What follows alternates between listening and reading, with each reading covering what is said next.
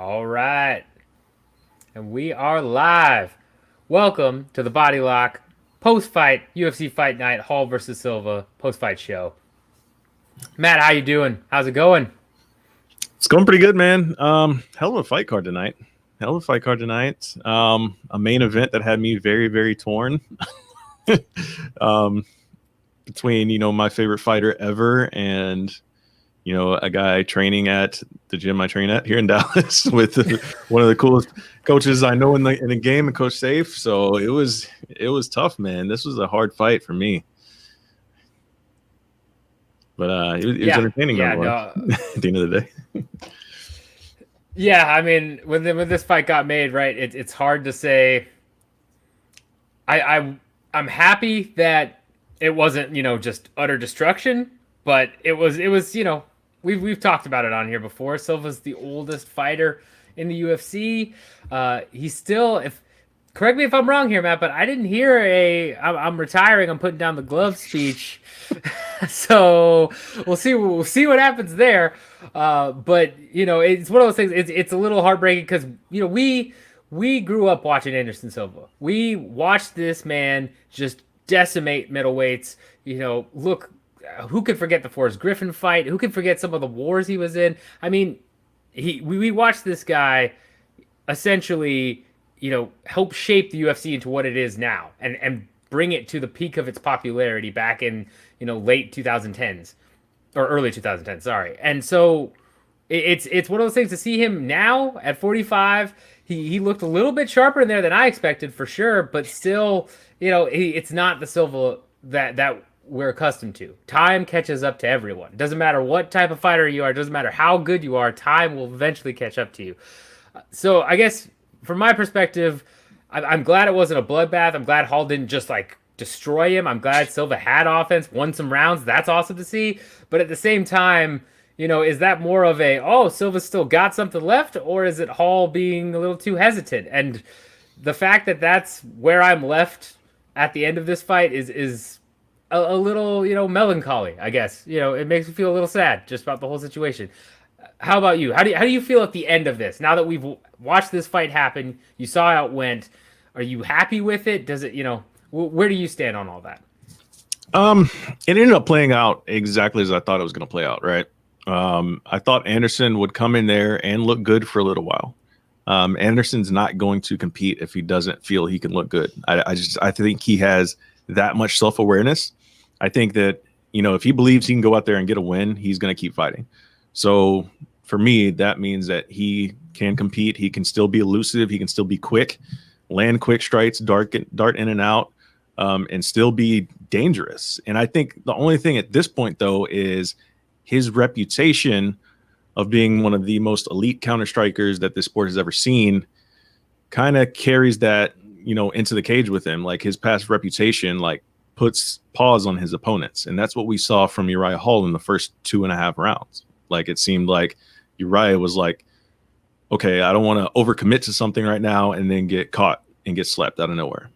And it's been a long time since Anderson Silva has done that to somebody, but that just proves in his prime how much he did that to people. So people were always on edge.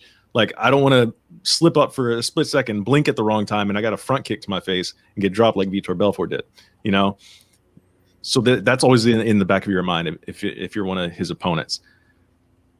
But it doesn't make sense that it's still so apparent because he is now 1-7-1 in his last outings. He's still got the aura of the spider, the GOAT spider, but that's Anderson Silva's long gone, man. And every time he steps in the cage, we all want to see it as fans, though. We still want to believe that it's there. We still want to believe that he's got something in there, right? But I always felt as this was playing out, I was like, man, Uriah's just being patient. He's just trying to figure out where he's going to have these openings, kind of wait till Anderson slows down a little bit, and then catch him charging in and hit him with that counter right hook and send him to the canvas. And that's what happened, man. It's unfortunate that Anderson is taking losses like this because I hate to see him lose and get hurt. And of course, Uriah Hall was profusely apologizing for for hurting him. He's like, they're both saying, I love you, I love you, I love you. I'm sorry. A lot of respect, a lot of sportsmanship between those two. But hey, I mean, it's the fight game. Someone's gonna get hurt, and if nobody gets hurt, it's the most boring fight ever. So, yeah, I mean, it was reminiscent of Adesanya versus Silva, right? Where they were so respectful of each other. They had that build up where they were in tears about it. It was this kind of mutual respect to a point where it gave Hall some hesitance. And, that Hall, especially having some of the issues he's had in the past with, mentally not being able to perform. He's always had the physical power. He's always had the ability to knock people out. If you watch Uriah Hall in the last year or two compared to his tough run, the Ultimate Fighter run, he looks like two separate different fighters. I mean, it's ridiculous. Everyone thought this was going to be the next Anderson Silva when he left the Ultimate Fighter. That's what they assumed was going to happen. Then he dropped that loss to Kelvin Gastelum in the finale and then was never really quite the same after.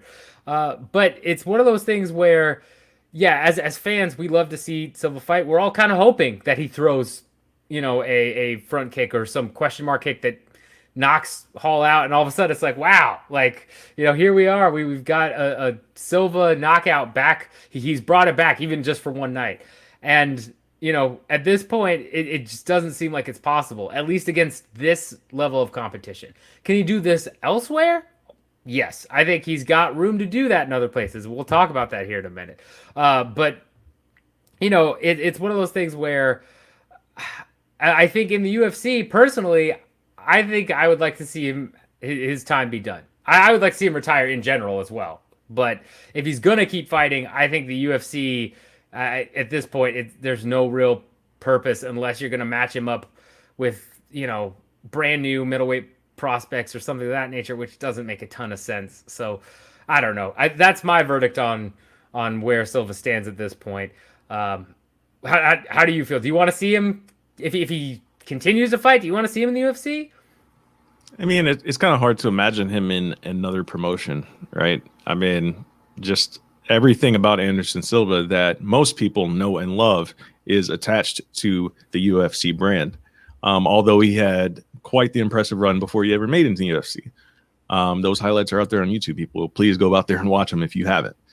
But at this point, it's like, who are you going to put him against in the UFC? You can't put Anderson Silva against like a UFC debut, right? Like, because that's the only type of fighter that you think he's really going to beat at this point. And I don't want to see it drop down like that far the ladder. If he goes to a different promotion, obviously, I mean, there's other promotions that have fighters that, have some weight with their names, like in a Bellator, but I can't see Anderson competing in Bellator. I just can't see that happening. I mean, even though that's the place where the, the past their prime UFC fighters go. Right. But, yeah. And I know some people were joking around, saying like, hey, go do bare knuckle now. Like, listen, like, no, none of that. If by some people you mean me and Drake, yes, yeah. That is exactly. Yeah. But before we go any further, thank you so much for watching and being live with us here. Make sure you hit that like and subscribe button and let us know your thoughts. Do you think Anderson Silva should retire right now? And if let's say he doesn't, should he still be fighting the UFC?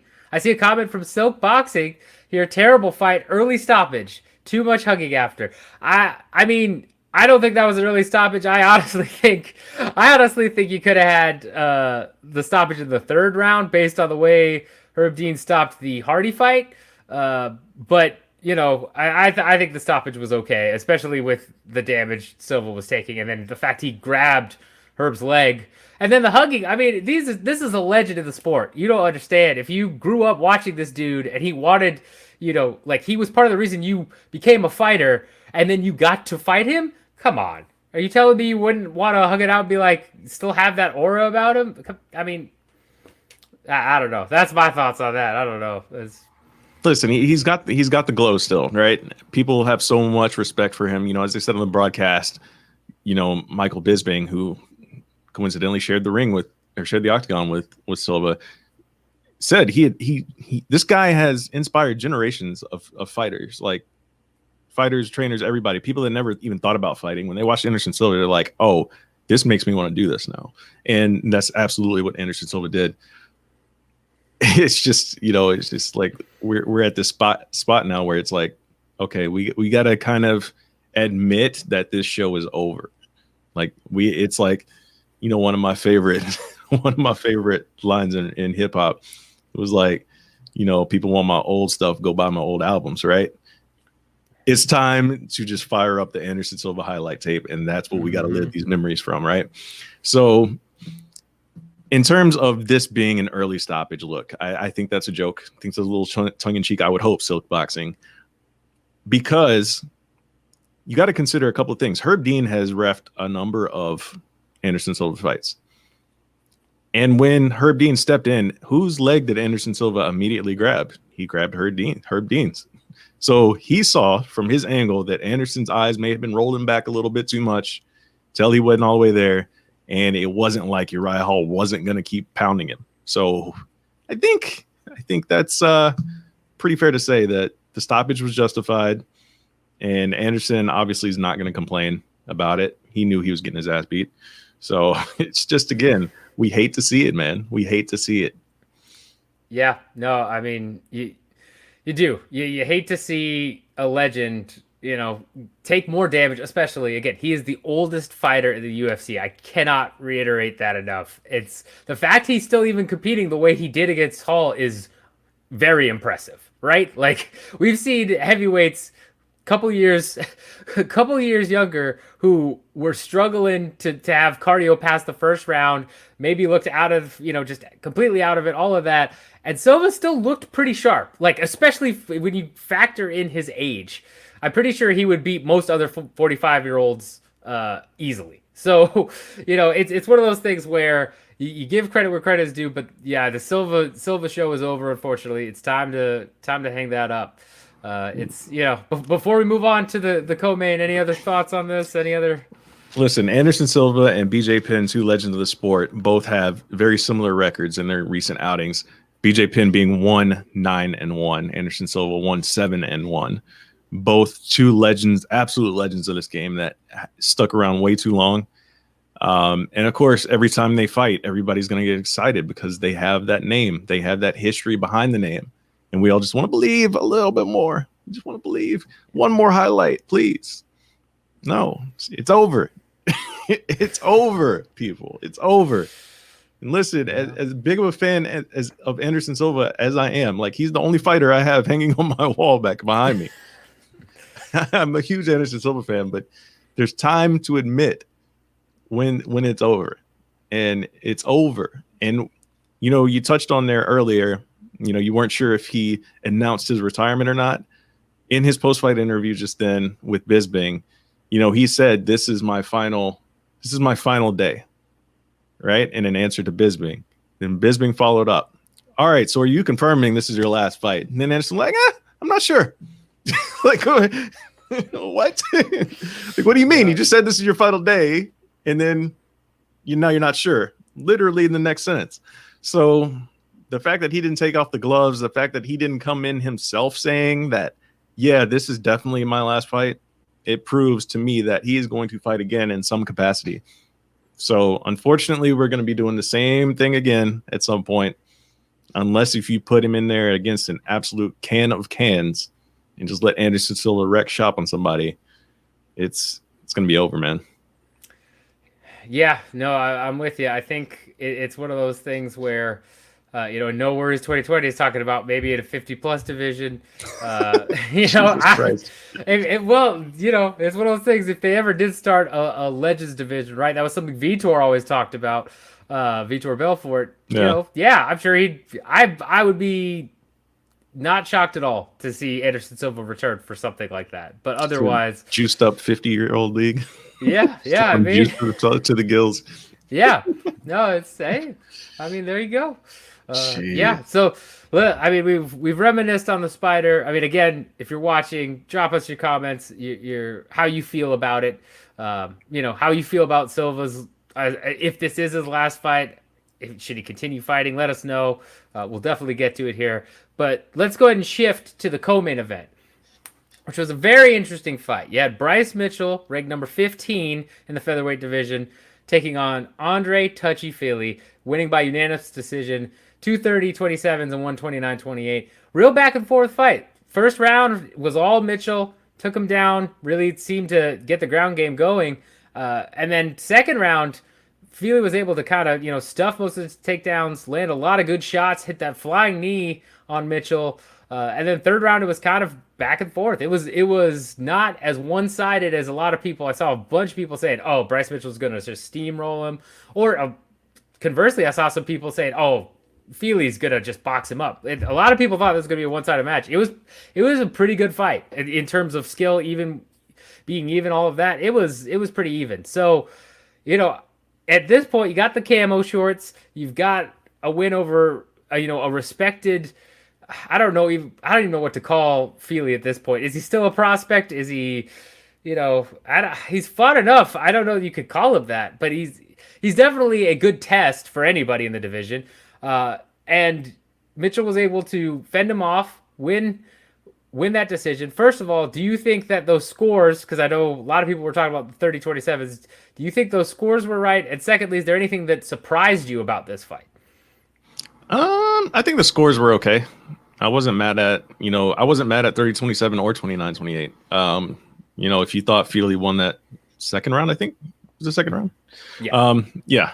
Then that's fine. But if you thought Bryce Mitchell won all of them, that's fine as well, because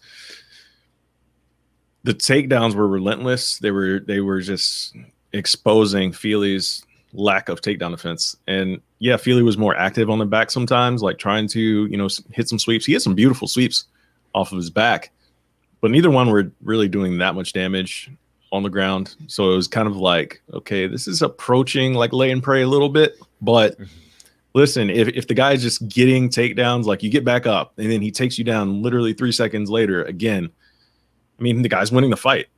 And it doesn't mean like that's just what it is at the end of the day. You keep getting put on your back over and over and over again, you're going to lose on scorecards.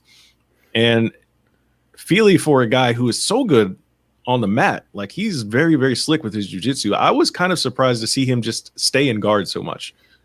Like he would get in guard or work his way back to guard and then just close up and just stay there.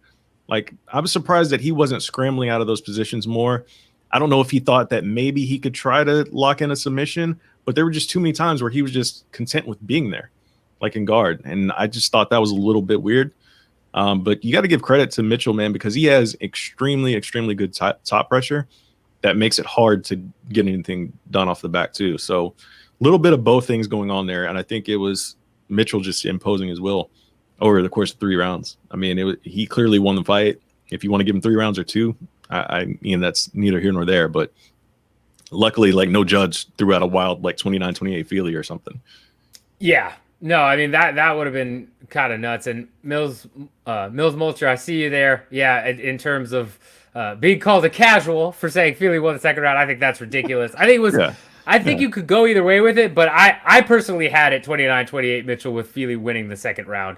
And yeah, that's ridiculous. Don't listen to that guy, dude. But with that being said, it was one of those things where Mitchell's top pressure was just insane. It was so much where Fili he tried to throw up a couple of things. He tried to throw up a triangle at a couple points, an arm bar once, but Mitchell was able to get out of those. And like you said, I was a little surprised too that Fili didn't keep scrambling and trying to go for different positions or submissions.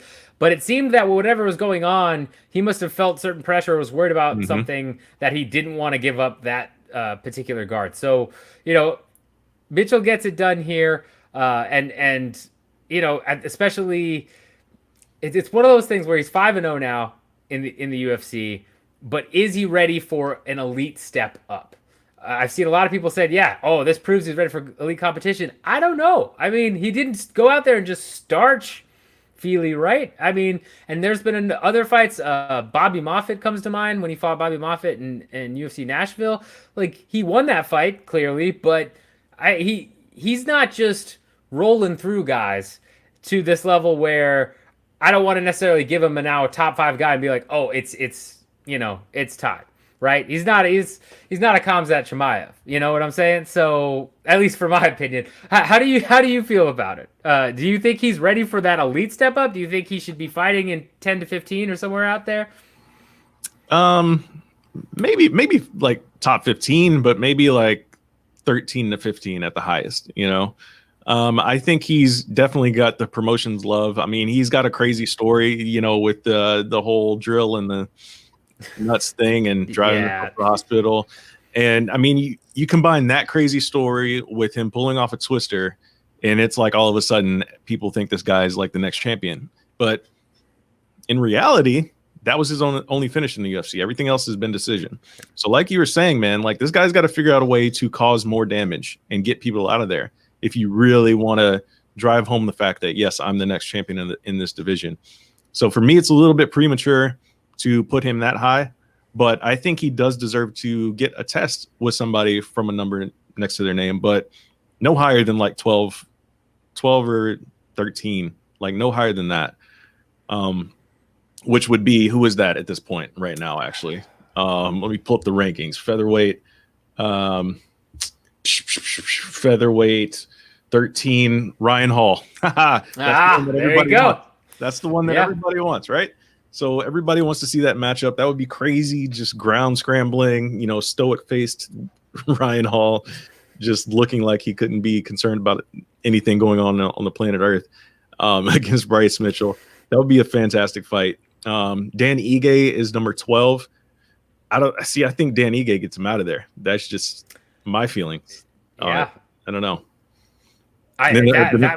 Then of course, just to round out the top 15, Edson Barbosa, and then him right there, Bryce Mitchell now at 15. So I mean, that's the kind of like, do Ryan Hall, man, do that. That's the perfect fight for me. Yeah, no, I'm with you. I would love to see Mitchell go up against somebody like a Barbosa or Dan Ige. I think that's a great fight too, but not as good as Ryan Hall. I mean, that's a stylistic matchup that's just, perfect. That's if he gets past Ryan Hall, especially if he does it in, dominant fashion, even if it's a decision, then okay, let's go ahead and start stepping you up. But that would be pretty amazing. So I'm with you there. I think Ryan Hall versus Bryce Mitchell is the matchup to make. Let us know what you think is the next matchup for Bryce Mitchell. Do you think it should be Ryan Hall, Edson Barbosa, Dan Ige? Is it somebody we missed? Do you want to say, forget this, boost him all the way up, throw him Dan Hooker? What do you want to do here? Oh, well, Hooker's in a different weight class, but still, let's go crazy with it. Let us know who you think Mitchell should go ahead and fight next, and we'll tell you if it makes sense or not from our perspective. Before we move on to the next fight, Matt, anything else to say about Mitchell versus Fili?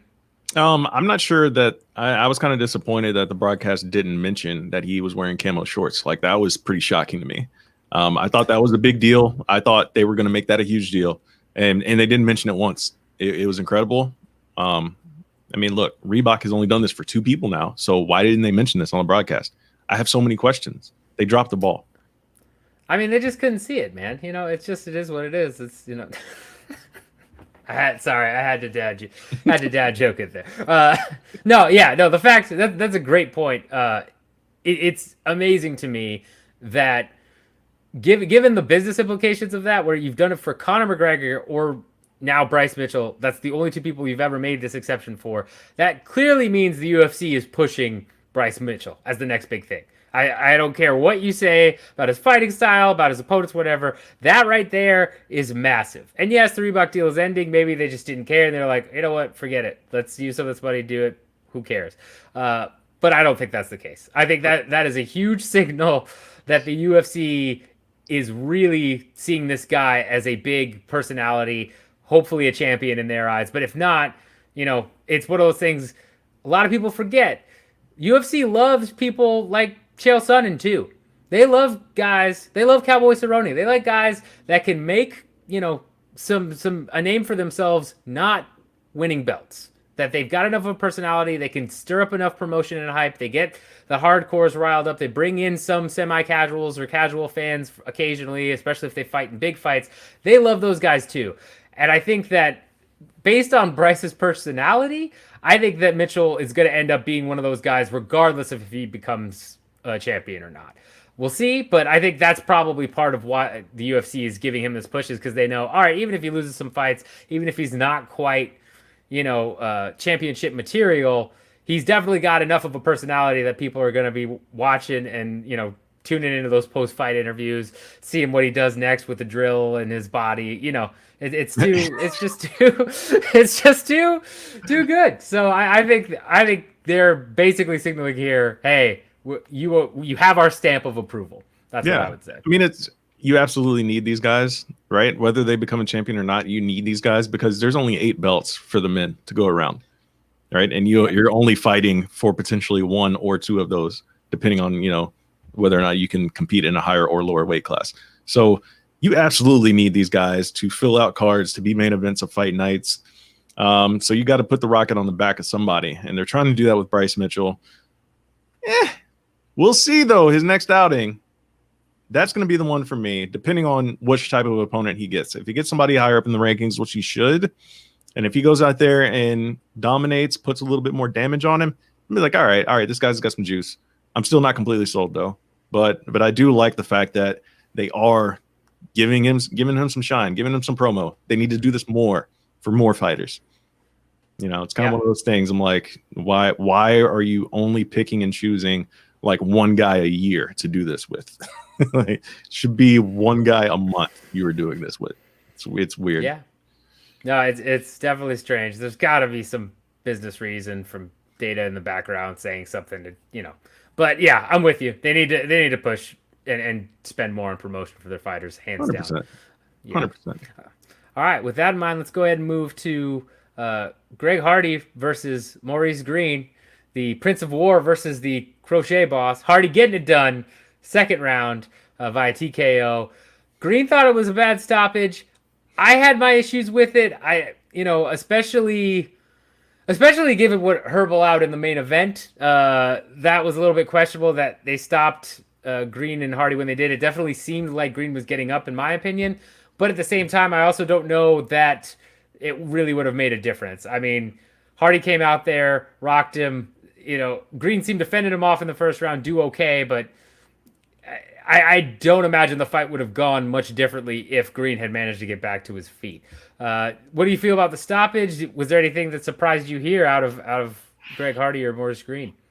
The only thing that really surprised me here was that Hardy, for almost missing weight, right?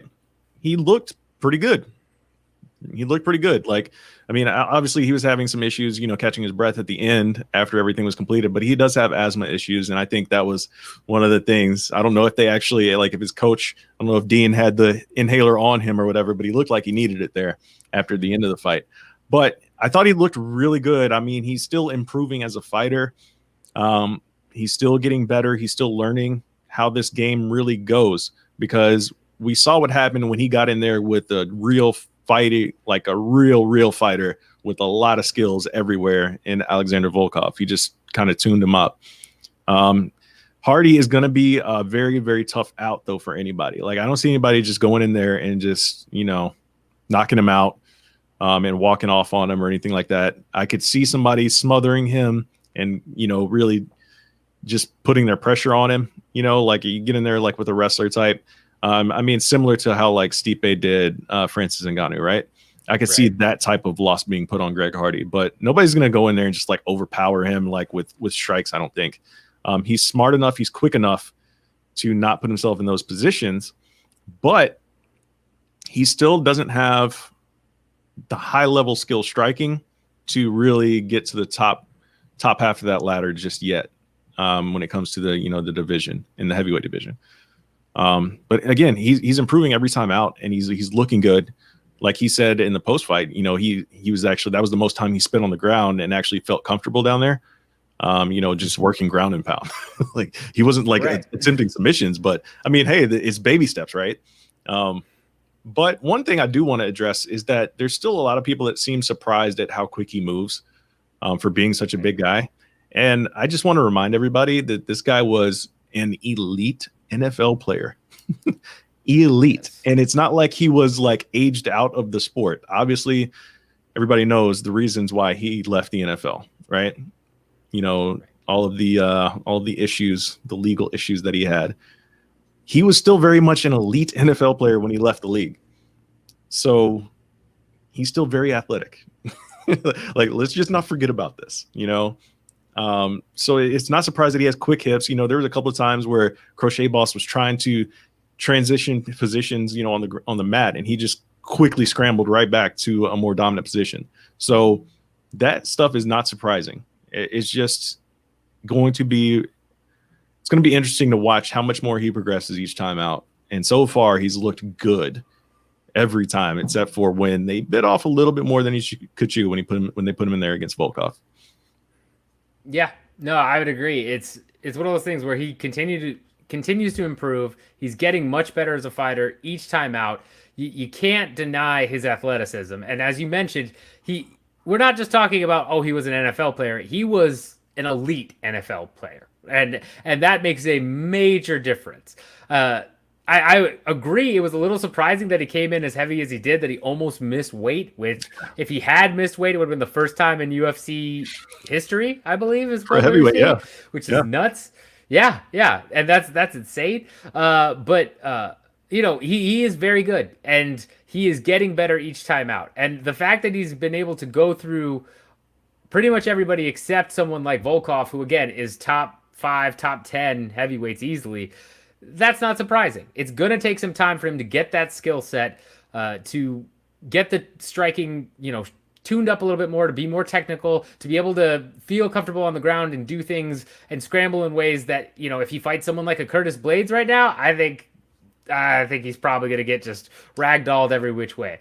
But, you know, that's not to say, you know, he's had less than 10 pro fights. It's not to say that, you know, he doesn't keep fighting at some point. I don't know that he would be, he's not going to be Curtis Blades level of wrestling, but he might be getting to the point where he can stuff those takedowns, that he knows what to do and keep it standing, where he might have an advantage then. And that's the big thing, is he's got so far to go still. He's still so young. He's still, in terms of a prospect, an MMA fighter. He's not in age, but for heavyweight, he's on the younger side. And he is such a new prospect in MMA that I think the way he's performed so far shows very bright things for the future if he continues to progress the way he has under Dean Thomas. So I would imagine at this point they're looking at maybe giving him one more test of someone right outside the rankings, or maybe number 15 or so, right? I don't know. Or they could give him another, you know, kind of prospect, or someone that they've signed maybe off of Contender Series if they want to go that route. What do you think's next for Greg Hardy? So just looking at the rankings, and I do want to backtrack a little bit on what I said about nobody being just to overpower him and like get him out of there. You're absolutely right. Like, Curtis Blades would fuck Greg Hardy up. So let me back that up a little bit. All right. So yes, Curtis Blades would fuck him up. All right. So what's next for him? I mean, listen, 15 is Tybura, 14 is Ivanov, and then Cyril Gagne right there at 13. I would be fine with any of those if you want to put him in there against a ranked opponent. But, you know, maybe if you want to go up Pavlovich at 12. But I think a guy like Walt Harris would just outpoint him, even though Walt Harris is coming off of a loss. I think he's still a little bit slicker of a striker. But I think anybody from 12 to 15 would be a good test if you do want to put him in there against somebody like that. But, I mean, at some point he's going to have to climb this ladder. They put him in there against Volkov way too quick for me. And, you know, I'm glad that he's at least still not calling himself a rookie in the sport, even though he was calling himself a rookie, you know, like 4 or 5 fights in the UFC. Yeah. Like, no, you're not a rookie anymore. You're not a rookie anymore. So I don't know. I'm curious to people watching. Do you think Greg Hardy is ready for a ranked opponent again? He certainly looked like it to me tonight, but I don't know. Yeah, no, I'd agree, especially 12 through 15. Sergey Pavlovich, I think, would be an amazing fight, especially because he was such a hyped prospect. And then, you know, he came in and Overeem just ripped him to shreds. But then he came back and, you know, ripped the next guy he fought to shreds. I think that would be just, as long as it lasted, just back and forth, and who knows what would happen there. But yeah, is Greg Hardy ready for a ranked opponent? For me, I like him at Marcin Tybura. I think actually that's probably a good test. I think that's a really good test to just see where he's at, because Tybura does have enough of. He's got the kickboxing. He's got enough of a ground game, right? Like he could. That's basically what he did to Maxim Grisham. Is he just kept taking him down, doing that. It would be a test of Greg Hardy to deal with somebody who has enough overall skills at a certain level. Is he ready to start making that climb up the ladder? And conversely, Tybura has been knocked out several times, so it also could be that Hardy goes in there and just starches him, and it's like, cool, we're ready to make those rankings have an impact and start going up the ladder. But I don't know. I'm curious as to what you guys think for sure, if he should fight a ranked opponent or not. Let us know. We'll get to it before or while we're waiting for people to comment on that. We go to the other fights here. Is there anything? Let me cut you off real quick. Sorry. Do it. This is actually some pretty big news, as we are live right now, and Dana White is at the post-fight press conference right now speaking to the media, and he did just confirm that, last week we had a retirement in MMA. I don't know if you guys realize this. Khabib said he's retired, which would usually mean that, hey, we now have a vacated belt. But Dana White just said that, no, the belt is not vacated. Khabib is still the champion. So apparently his conversations that he said earlier on in the week about Khabib not being retired necessarily, that they've been having conversations. Apparently those conversations have gone somewhere, and he's confident enough to not say that we're going to, put that belt up for grabs between Conor and Dustin coming up soon. So that's pretty significant news right there. Yeah, that's huge news. I mean, if he's saying that, I would imagine he's only doing it because he, as you said, feels confident enough that Khabib's going to return. And I don't know. That's surprising to me, because I imagine Khabib is the type of guy, again, that really cares about legacy. I don't think it's a money thing. In fact, I would bet money it's not a money thing for him to come back here. So there's got to be something going on that makes sense for Khabib to, come out of retirement, so to speak, and fight. I would imagine that's probably GSP, but I don't know, what else, what other fight could it be? I don't know. Is there any other fight you think could have lured him out? Because to me, that's the one fight Khabib will come out for, and otherwise I imagine he's probably hanging him up. Yeah, you would have to think it's something significant, right? It has to be a GSP. GSP has teased this weight cut to 155. He's never confirmed that he actually weighed 155 ever. He's talked about it a few times on shows and podcasts and on his own, social medias and stuff like that, teasing all these workouts and looking like a twig for GSP standards. But he's never confirmed that he's actually hit 155. So that's kind of the thing for me. Like, can he actually make the weight? Can he actually do it? And if they do it, it's got to be like, that's a fight you have to have a crowd there for. So there are parts of the world outside of the US that have sports with fans in attendance. So I think that's the kind of fight that they're going to have to travel to one of these countries, if that country will allow that travel to take place right now. That's a fight that you have to put a crowd on for. Like, you need a live gate for Khabib versus GSP. That's a major fight, man. It's a major fight. Yeah. Yeah, no, it's the only fight I can think of right now that would rival some of, the McGregor type of gates, right? I mean, I would imagine it could easily beat some McGregor gates if it's in the right venue, if it's in a place where you've got people that could actually purchase tickets and be in attendance normally. Now, where that would be, how that would go down right now, that's a little bit up in the air. But yeah, it's hard to imagine any other fight than that one being on the books. Dude. And it could be that it's 2021 or whenever this stuff's over, but that would be pretty nuts. So yeah, pretty big breaking news there. The only thing that I hate about that, if that is the fight that comes back, like, Khabib wanted to come back for the 30-0, right? Mm-hmm. Like, because that's what his dad wanted. His dad wanted him to get to 30-0. So this would be, again, the continuation of father's plan that they always say, right? Mm-hmm. Get to 30-0. If it is GSP is going to fight one fight and then go off into the sunset himself. So one way or another, we're going to end up with a vacant title here within the next year. So you're probably looking at another potential interim title in the lightweight division or something like that. Maybe that's what they do with Connor and Dustin, right? Maybe they do interim. Who knows? Yeah. I do have more news from Dana White. Ooh, all right. More news from Dana White. More news from Dana White at the podium just a few minutes ago. He has confirmed that Israel Adesanya will be taking on the light heavyweight champion of the world, Jan Blachowicz, in their next fight. Wow. All right. Wow. Champ opportunity for Israel Adesanya. I think this is I don't like it. I don't like it. I'll tell you why I don't like it. I'll tell you why I don't like it, okay? I hate the fact that someone becomes a champion in a division and they immediately go fight in another division or have somebody outside of the division come challenge their title. I think if you are a champion in a division, my personal thing, you should have 3 fights defending that belt before you fight somebody else outside of that division. That's just me. You should defend your belt 3 times minimum. That's my opinion. So that's why I don't like it. Yeah, I think I think you need to defend it. I think it depends on the circumstances to an extent, right? Like if you are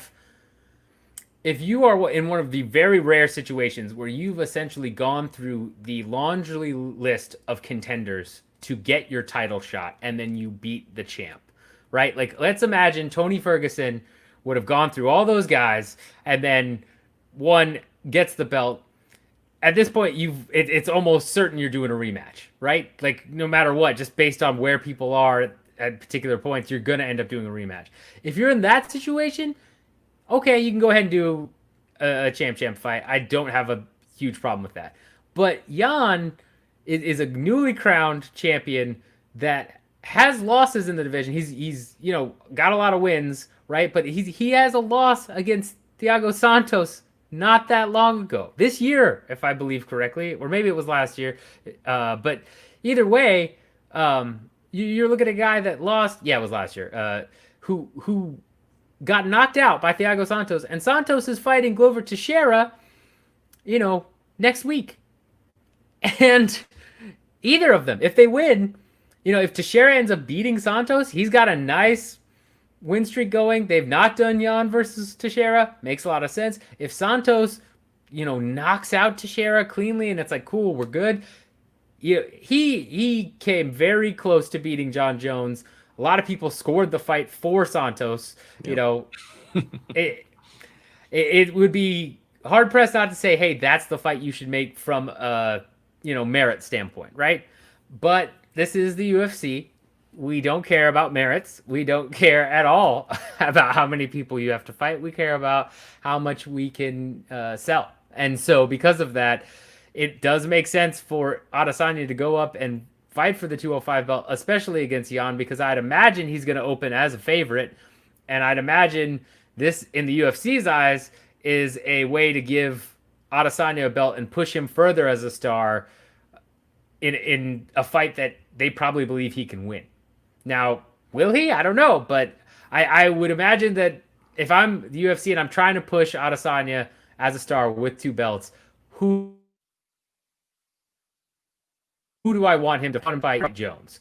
Eventually, I want him to fight Jones, sure, but I mean, let's have him get the belt first, right?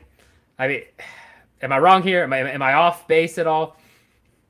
This could be.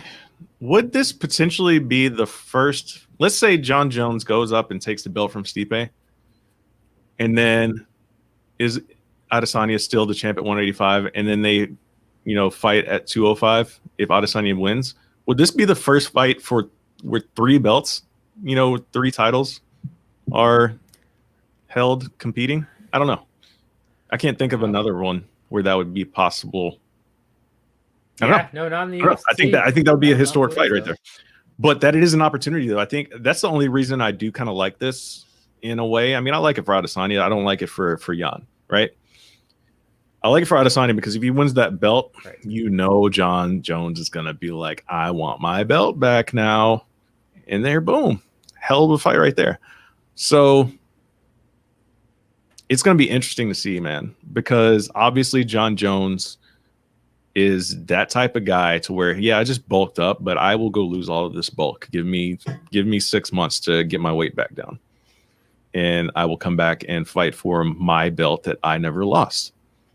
So it could be really, really exciting stuff coming over the next year. But oh man, I don't know. I don't like it for Jan, because I think Jan has a lot of work to do, I think.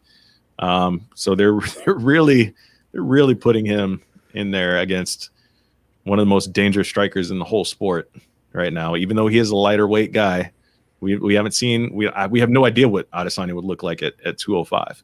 I mean, yes, he's fought at higher weights in other sports, but not in MMA. You know, he did kickboxing at higher weights, but MMA is a different animal, man. And I know Blachowicz is not the type of guy that is going to go in there and really like wrestle a lot, but I don't know. Right. Yeah. I mean, it's hard to say. And again, it's yeah, they're definitely testing Jan here. And I never thought, you know, anytime soon anyway, to be honest, even just, I'd say 3 or 4 months ago, I never thought I would be trying to break down, Jan versus Adesanya. And yet here we are. Apparently, they're moving forward with that. So, I mean, huge news. Amazing news to hear about Khabib apparently retaining the title, and now you've got Adesanya versus Jan. To wrap up this card and then get to some of these comments here, because we're winding down the post-fight show, and thank you again for watching. Appreciate that. You know, Kevin Holland went in there, did what everyone kind of expected him to do.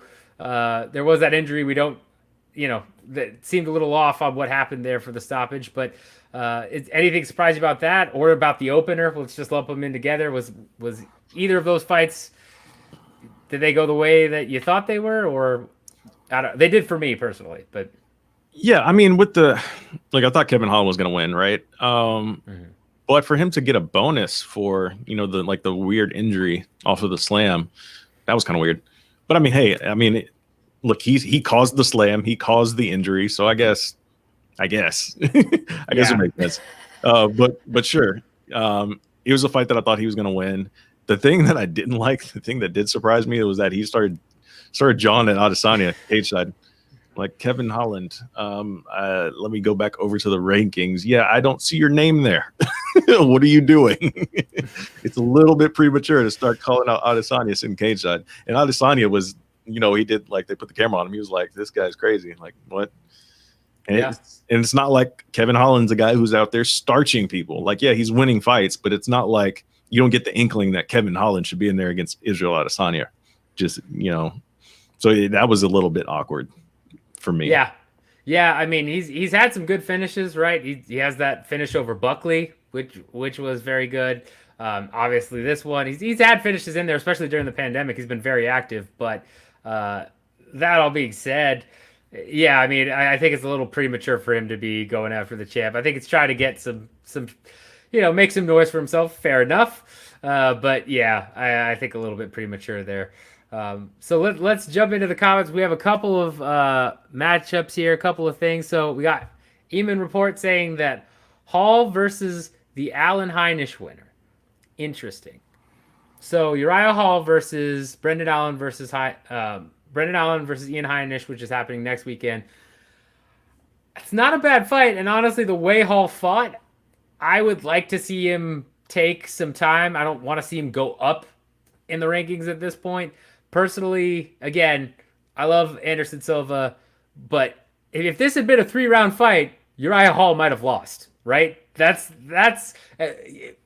you know, that second round was close enough. I saw a couple people give it a 20-18, and clearly Hall would have won the third with the knockdown. But the fact that had this been a 3-round fight, Uriah Hall might have lost. I don't think you need to go up in the rankings. I like that. I like that matchup. I don't know. What do you think? I get what you're saying. I also think, though, if it was a 3-round fight, it would have looked a lot different. I think he would have pressed on the gas a little bit more earlier.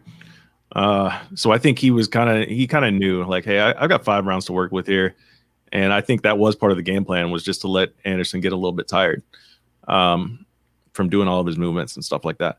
But I mean, I'm looking, I think he should fight up in the rankings, though, because Anderson Silva is a name, especially when you're going to the negotiation table. You're like, hey, we just knocked out Anderson Silva. So I need to get closer to the title. And he's very much a guy that wants to be on that title path. He very much feels like he can get there after moving to Fortis MMA and under the tutelage of Coach Safe. You know, they really have him with a different mindset right now. And I mean, the proof's in the pudding as of late. You know, three wins in a row, looking really good.